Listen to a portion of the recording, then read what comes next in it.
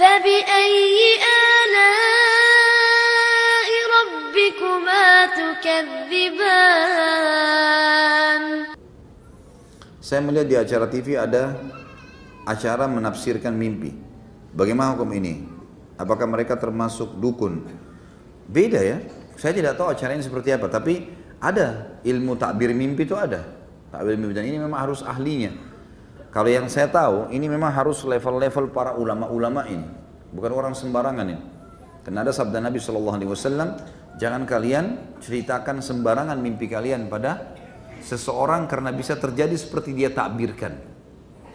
Jadi nggak boleh kita mimpi malam, tadi malam misalnya atau nanti malam, kemudian besok kita main cerita sembarangan sama teman. Udah, jangan. Ceritakan kepada ahlinya, para ulama, dan ulama pun tidak sembarangan ya.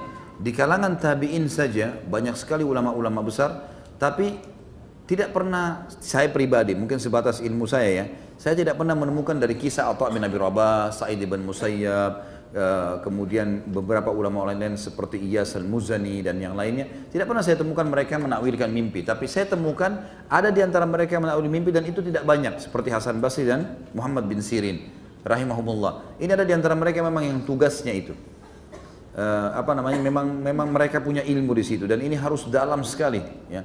Orang penakwil mimpi itu harus betul-betul memahami Al-Quran, memahami hadis Nabi SAW, karena semua mimpi-mimpi itu akan dikembalikan kepada dalil-dalil ini. Seperti Hasan Basri pernah kedatangan 2 orang yang mimpi azan, lalu Hasan Basri bilang kepada keduanya, berikan saya waktu seminggu. Hasan Basri suruh datang Jumat depan, waktu itu hari Jumat. Lalu Hasan Basri selama seminggu telusurin, ditemukanlah orang yang pertama ini muadzin di masjid. Dia mimpi azan dan dia muadzin. Yang satu ternyata ditelusuri oleh Hasan Basri, diam-diam ditemukan orang ini terkenal suka mencuri barangnya orang. Maka pada saat datang Jumat depan, kata Hasan Basri kepada muadzin, kau akan haji tahun ini sesuai dengan firman Allah, wa'adzim finnas yawmal hajjil akbar.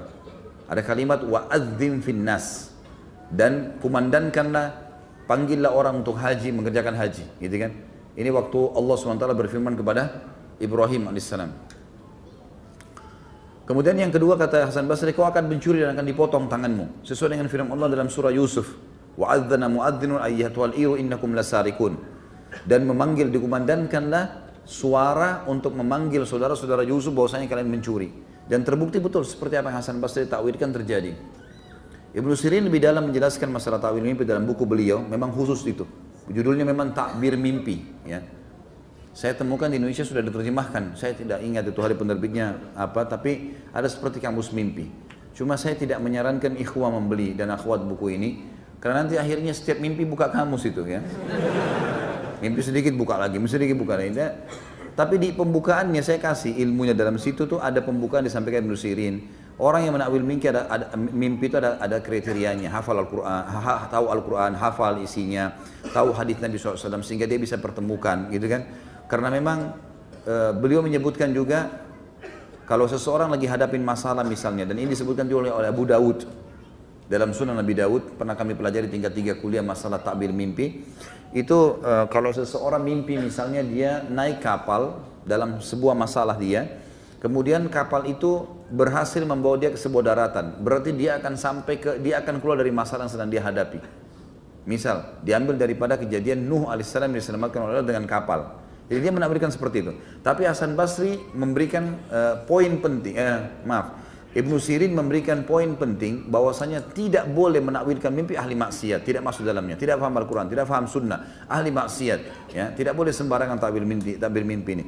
Dan juga orang harus selain paham Al-Quran dan sunnah harus paham tentang kondisi dan lokasi yang sedang dia ada. Misal contoh, dikasih contoh oleh beliau, kalau seseorang mimpi gajah misalnya di wilayah yang gajah dihormati, emang gajah dianggap tunggangan yang bagus gitu loh, maka berarti dia akan mendapatkan kebaikan. Tapi kalau dia mimpi gajah di wilayah yang gajah sering dibunuh ya, atau dimusuhi, maka berarti ada masalah yang akan dia hadapi. Seperti itulah ya. Jadi memang ini butuh bab khusus gitu ya.